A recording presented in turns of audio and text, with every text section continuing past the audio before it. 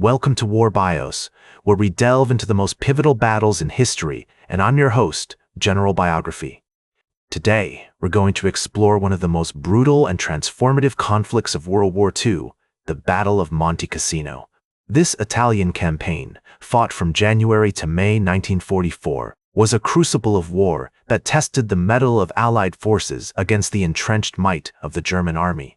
As we embark on this narrative, you'll witness the complexities of modern warfare unfold, where strategic genius and tactical innovation clashed with the unforgiving landscape of central Italy. The road to Monte Cassino began in the aftermath of the Allied invasion of Sicily in July 1943, a campaign that marked a significant turning point in the war. As the Allies pushed northward up the Italian peninsula, they encountered increasingly stiff resistance from German forces, who were determined to defend the country against all odds. The Italian campaign was marked by a series of grueling battles, as the Allies sought to break through the German defenses and push into the heart of Europe. In September 1943, Allied forces landed at Salerno, just south of Naples, in an operation code-named Avalanche. The initial landing was precarious, with the Germans launching fierce counterattacks that threatened to drive the Allies back into the sea. However, the Allies managed to establish a tenuous foothold, and over the next few weeks, they fought tirelessly to expand their beachhead. The battle was intense, with both sides suffering heavy casualties as they clashed in a series of bloody battles. As the Allies consolidated their gains at Salerno, they began to prepare for their next move. They knew that taking Rome would be a crucial step in their advance on Germany, but they also recognized that it would come at a terrible price. The Germans had carefully prepared a series of defensive lines across the Italian peninsula, each one more formidable than the last. In October 1943, the Allies launched a series of attacks against the Volturno line, hoping to break through and push into the Liri Valley, which led directly to Rome. The fighting was intense, with both sides suffering heavy casualties as they clashed in a series of bloody battles. The Allies eventually managed to breach the line, but at great cost, and the Germans fell back to their next defensive position, the Barbara Line. The Barbara Line was an even more formidable obstacle, anchored on the town of Cassino, which controlled the entrance to the Liri Valley. The Germans had transformed Cassino into a fortress, with bunkers, tunnels, and artillery emplacements honeycombing the town and surrounding hills. The Allies knew that taking Cassino would be a crucial step in their advance on Rome, but they also recognized that it would come at a terrible price. As the winter of 1943-44 set in, the Allies began to prepare for their assault on the Barbara Line.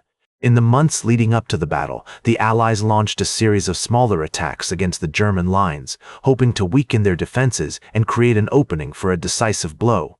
One such attack was the Battle of San Pietro Infine, fought in December 1943, where American forces clashed with German troops in a fierce and bloody struggle. Although the battle was ultimately inconclusive, it provided valuable lessons for the Allies, who began to refine their tactics and prepare for the larger battle ahead. As the Allies gathered their strength for the assault on Cassino, they faced numerous challenges, from the treacherous terrain to the harsh winter weather. The town itself was a labyrinth of narrow streets and ancient buildings, perfect for defensive warfare. The surrounding hills, including the towering Monte Cassino, offered the Germans a commanding view of the battlefield, allowing them to rain down artillery fire on any advancing troops. As the winter of 1943-44 wore on, the Allies continued to prepare for their assault on the Barbara Line, with Cassino at its center. The town's strategic importance was evident, controlling as it did the entrance to the Liri Valley and the road to Rome. On January 12, 1944, the Allies launched a series of attacks against the German lines, hoping to weaken their defenses and create an opening for a decisive blow. The U.S. II Corps, led by General Jeffrey Keyes, pushed forward on the left flank, while the British X Corps, under General Richard McCreery, advanced on the right. The initial attacks were met with fierce resistance from the German 10th Army, which had been reinforced with fresh troops and supplies. The fighting was intense, with both sides suffering heavy casualties as they clashed in a series of bloody battles. On January 20, 1944, the Allies launched a major assault on the town of Cassino itself, but were repelled by the determined German defenders. The U.S. 36th Infantry Division, which had been tasked with taking the town, suffered over 1,600 casualties in just 2 days of fighting. As the battle raged on, the Allies began to realize that taking Cassino would not be a straightforward task. The town's defenses were too strong, and the surrounding terrain too treacherous. On February 2, 1944, General Mark Clark ordered a temporary halt to the attacks in order to regroup and reassess the situation. This brief lull in the fighting allowed both sides to tend to their wounded and replenish their supplies. The Allies used this pause to launch a series of bombing raids against the German positions, hoping to weaken their defenses and create an opening for a future attack. On February 15, 1944, over 1,000 Allied aircraft bombed the town of Cassino, dropping thousands of tons of explosives on the densely packed buildings and streets. The bombing was intense, with entire city blocks reduced to rubble. However, the German defenders had largely evacuated the town and were now dug in on the surrounding hills. As the Allies prepared to launch their next attack, they faced a daunting task. The Germans had transformed Monte Cassino into an impregnable fortress with bunkers, tunnels, and artillery emplacements honeycombing the mountain. On February 24, 1944, the U.S. II Corps launched a major assault on the mountain, but were met with fierce resistance from the German defenders. The fighting was intense, with both sides suffering heavy casualties as they clashed in a series of bloody battles. In the midst of this chaos, a small group of Allied soldiers managed to break through the German lines and reach the summit of Monte Cassino. Among them was Private First Class Joe Medina, a young American soldier from New Mexico, who recalled the moment vividly. "We were crawling on our bellies, trying to avoid the machine gun fire, when suddenly we saw the monastery up ahead. It was like nothing I'd ever seen before. This beautiful, ancient building, surrounded by destruction and chaos." As Medina's unit approached the monastery, they encountered fierce resistance from the German defenders, who had fortified the building with machine guns, mortars, and artillery. The Americans fought bravely, but they were vastly outnumbered and outgunned. Medina remembered the sound of bullets whizzing past his head, the smell of smoke and sweat, and the feeling of fear that gripped his heart. Despite being pinned down by enemy fire, Medina's unit managed to hold their ground, and eventually they were reinforced by additional troops. The battle raged on for hours, with both sides trading blows and neither gaining the upper hand. As the sun began to set, the Americans launched a final assault on the monastery, using tanks, artillery, and infantry to try and dislodge the German defenders. The fighting was brutal and intense, with soldiers on both sides engaging in hand-to-hand combat. Medina remembered seeing a German soldier, no more than 20 years old, who had been wounded in the leg. The young soldier was crying out for his mother, and Medina felt a pang of sympathy for him.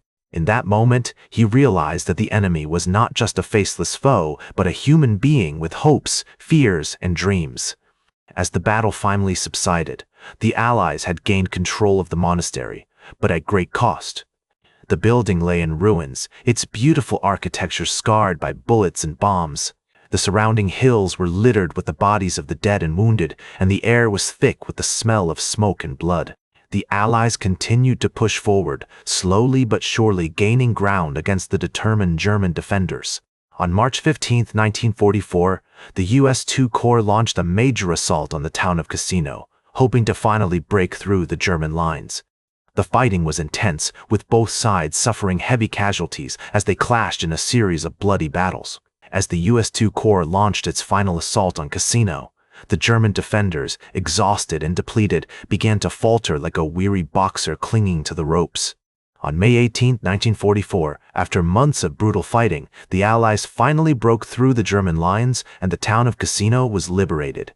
The battle had been one of the bloodiest and most protracted of the war, with over 100,000 casualties on both sides, a grim testament to the unyielding ferocity of modern warfare. The aftermath of the battle was marked by a sense of relief and exhaustion among the Allied troops, their faces etched with the weight of months of combat.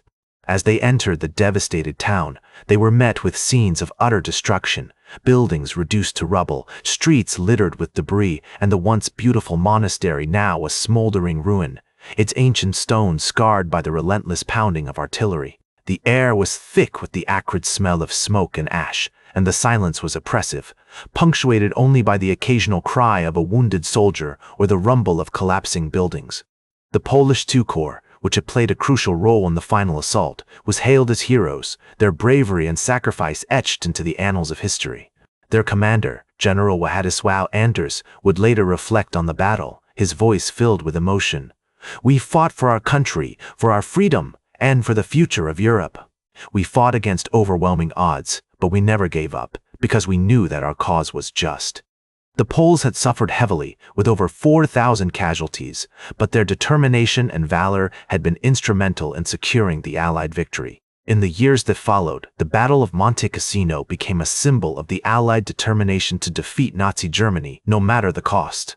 The Germans, reeling from the loss, would never fully recover from the blow, their forces slowly but inexorably pushed back by the relentless Allied advance. Today, the Battle of Monte Cassino is remembered as one of the most significant battles of World War II. Visitors to the site can still see the remnants of the monastery, now rebuilt and restored, its stone walls bearing witness to the ferocity of the battle. They can walk through the streets of Cassino, where memorials and museums commemorate the bravery and sacrifice of the soldiers who fought there. The town itself has been rebuilt, but the scars of war still linger, a poignant reminder of the devastating consequences of conflict. That's all for today's War Bios. Remember to like, share, and subscribe, and until next time, I'm General Biography reminding you to keep marching toward victory.